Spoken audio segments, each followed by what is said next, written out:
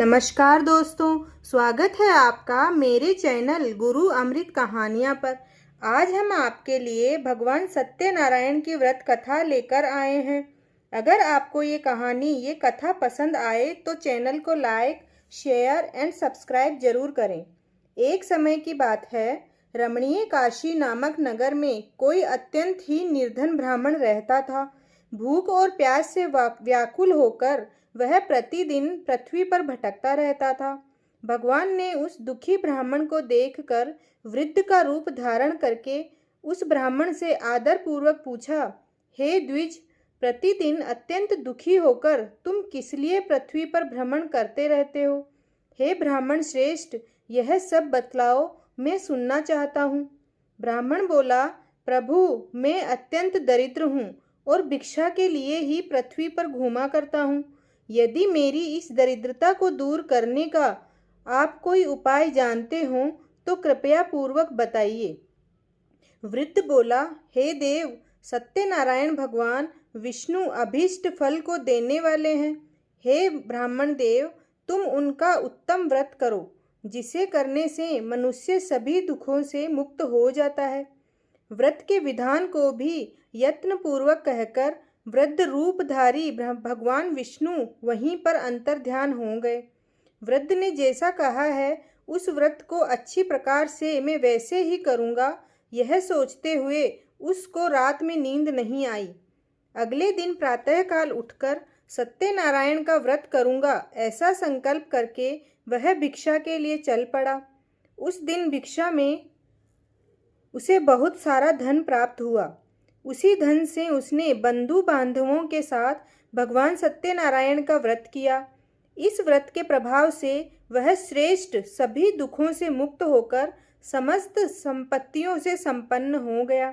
उस दिन से लेकर प्रत्येक महीने उसने यह व्रत किया।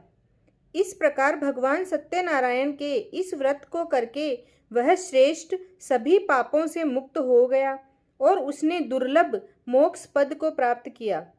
हे ब्राह्मण, पृथ्वी पर जब भी कोई मनुष्य श्री सत्यनारायण का व्रत करेगा, उसी समय उसके समस्त दुख नष्ट हो जाएंगे। इस प्रकार भगवान नारायण ने महात्मा नारद जी से जो कुछ कहा, मैंने वह सब आप लोगों से कह दिया। आगे अब और क्या कहूँ? हे मुनि, इस पृथ्वी पर उससे सुने हुए इस व्रत को किसने किया, हम वह सब सुनना चाहते हैं। उस पर हमारी श्रद्धा हो रही है। श्री सुत जी बोले, हे मुनियों, पृथ्वी पर जिसने यह व्रत किया उसे आप लोग सुने। एक बार वह द्विज श्रेष्ठ अपनी धन संपत्ति के अनुसार बंधु बांधवों तथा परिवारजनों के साथ व्रत करने के लिए उद्यत हुआ। इसी बीच एक लकड़हारा वहां आया और लकड़ी बाहर रखकर उस ब्राह्मण के घर गया। प्यास से व्याकुल वह उस व्रत को करता हुआ देख प्रणाम करके उससे बोला, प्रभो, आप यह क्या कर रहे हैं? इसे करने से किस फल की प्राप्ति होती है? विस्तार पूर्वक मुझसे कहिए। विप्र ने कहा, यह सत्यनारायण भगवान का व्रत है जो सभी मनोरथों को प्रदान करने वाला है। उसी के प्रभाव से मुझे यह सब महान धन धान्य आदि प्राप्त हुआ है। जल पीकर तथा प्रसाद ग्रहण करके वह नगर चला गया। सत्यनारायण देव के लिए मन में ऐसा सोचने लगा कि आज लकड़ी बेचने से जो धन प्राप्त होगा, उसी धन से भगवान सत्यनारायण का श्रेष्ठ व्रत करूंगा। इस प्रकार मन से चिंतन करता हुआ लकड़ी को मस्तक पर रखकर उस सुंदर नगर में गया जहां धन संपन्न लोग रहते थे। उस दिन उसने लकड़ी का दुगुना मूल्य प्राप्त किया। इसके बाद प्रसन्न हृदय होकर वह पके हुए केले का फल, शक्कर, घी, दूध और गेहूं का चूर्ण सवाया मात्रा में लेकर अपने घर आया। तत्पश्चात उसने अपने बांधवों को बुलाकर विधि विधान से भगवान श्री सत्यनारायण का व्रत किया। उस व्रत के प्रभाव से वह धन पुत्र से संपन्न हो गया और इस लोक में अनेकों सुखों का भोग कर अंत में सत्य पर अर्थात वैकुंठ लोक चला गया। श्री सुत जी बोले, हे श्रेष्ठ मुनियों, अब मैं पुनः आगे की कथा कहूँगा, आप लोग सुने। प्राचीन काल में उल्का मुख नाम का एक राजा था। वह जितेंद्रिय, सत्यवादी तथा अत्यंत बुद्धिमान था। वह विद्वान राजा प्रतिदिन देवालय जाता और धन देकर ब्राह्मणों को संतुष्ट करता था। कमल के समान मुख वाली उसकी धर्मपत्नी शील, विनय और सौंदर्य आदि गुणों से संपन्न तथा पतिपरायणा थी। राजा एक दिन अपनी धर्मपत्नी के साथ भद्रशिला नदी के तट पर श्री सत्यनारायण का व्रत कर रहा था। उसी समय व्यापार के अनेक प्रकार की पुष्कल धनराशि से संपन्न एक साधु नाम का बनिया वहां आया। भद्रशिला नदी के तट पर नाव को स्थापित कर वह राजा के समीप गया और राजा को उस व्रत में दीक्षित देखकर विनयपूर्वक पूछने लगा। साधु ने कहा, राजन, आप भक्ति युक्त चित्त से यह क्या कर रहे हैं? कृपया मुझे यह बताइए, मैं इसे सुनना चाहता हूँ। राजा बोले, हे साधो, पुत्र आदि की प्राप्ति की कामना से अपने बंधु बांधवों के साथ मैं अतुल तेज संपन्न भगवान विष्णु का व्रत एवं पूजन कर रहा हूँ। राजा की बात सुनकर साधु ने आदरपूर्वक कहा, राजन, इस विषय में आप मुझे सब कुछ विस्तार से बतलाइए।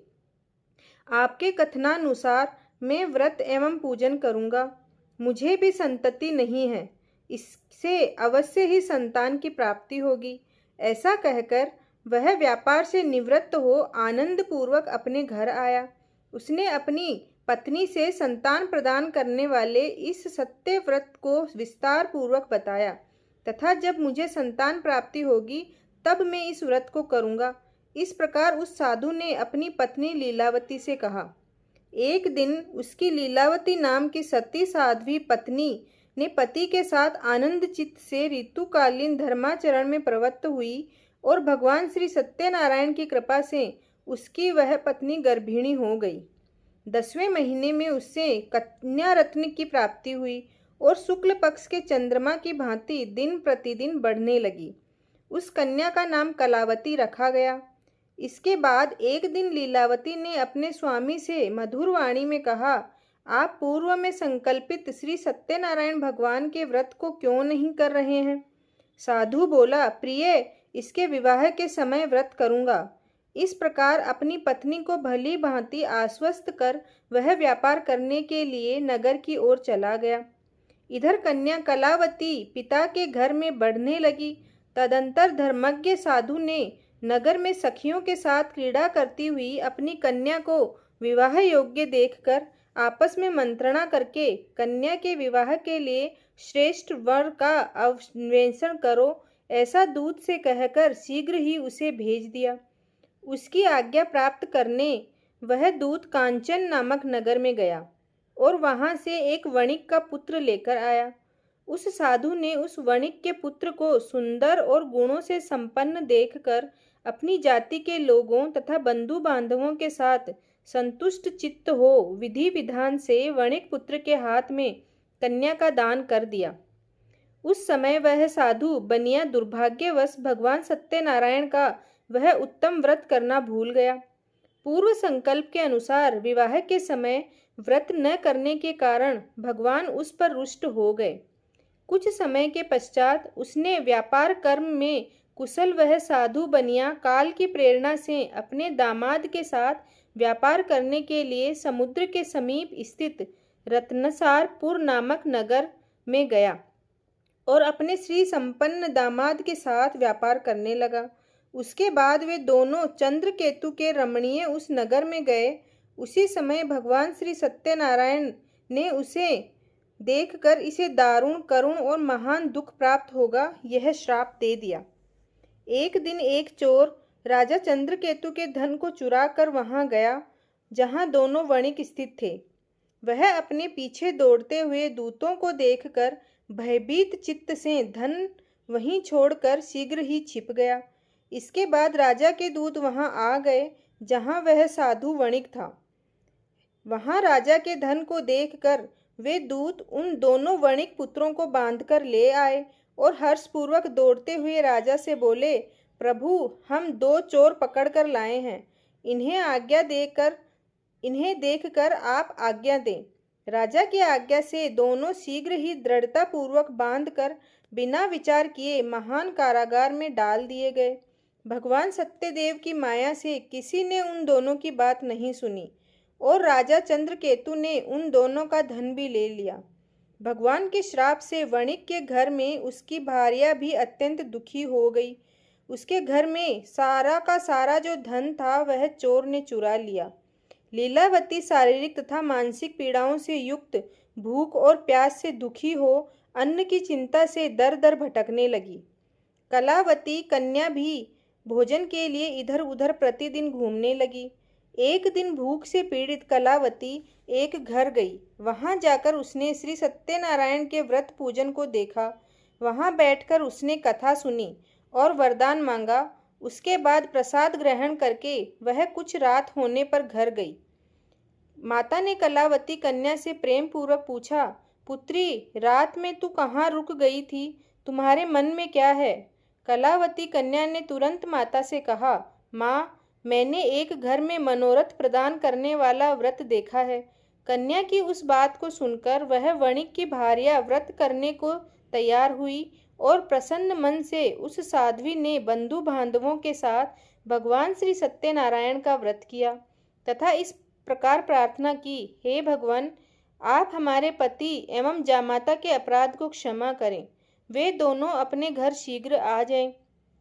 इस व्रत से भगवान सत्यनारायण पुनः संतुष्ट हो गए तथा उन्होंने नृपश्रेष्ठ चंद्रकेतु को स्वप्न दिखाया और स्वप्न में कहा, हे राजन, प्रातःकाल दोनों वणिकों को छोड़ दो और वह सारा धन भी दो जो तुमने उनसे इस समय ले लिया है, अन्यथा राज्य, धन एवं पुत्र सहित तुम्हारा सर्वनाश कर दूंगा।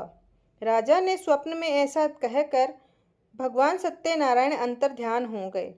इसके बाद प्रातःकाल राजा ने सभी सभासदों के साथ सभा में बैठकर अपने स्वप्न लोगों को बताया और कहा, दोनों बंदी वणिक पुत्रों को शीघ्र ही मुक्त कर दो।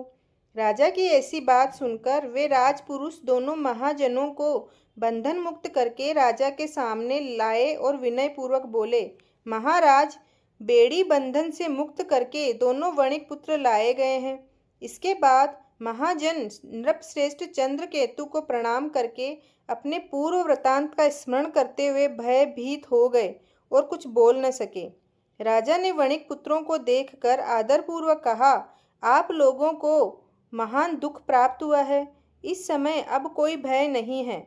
ऐसा कहकर उनकी बेड़ी खुलवा कर क्षमा मांगी। राजा ने वस्त्र अलंकार देकर दोनों को विदा किया तथा सामने बुलाकर वाणी द्वारा अत्यंत आनंदित किया। पहले जो धन लिया था उससे दुगुना करके दिया।